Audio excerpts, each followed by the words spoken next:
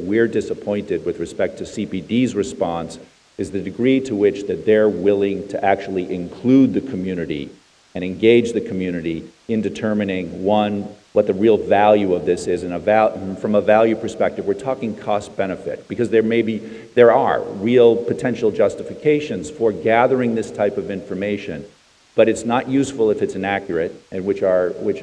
report indicates in many instances it may be. It's not useful if it's overbroad, which clearly is the case here. So it needs to be much more aligned and targeted to the specific purposes for which they purport to use it, but we take no position on whether it should exist or not exist. I think that's something for the community and the elected leaders to engage around policy discussions, specific forums, including public hearings, and we think it's critically important that the Public Safety Committee of the City Council hold at least one, if not more, hearings on this very subject. There are legitimate justifications for which police departments and this police department cite,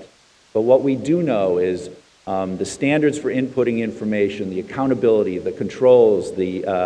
on both with respect to accuracy, data control, the actual uses, aren't aligned narrowly with those justifications given the harms. In other jurisdictions, places like Portland, Oregon, have gone through a similar public sort of debate about this. And they went through a process where they had a broad gang database, which then got winnowed down to a much smaller group, more closely aligned to the law enforcement objectives.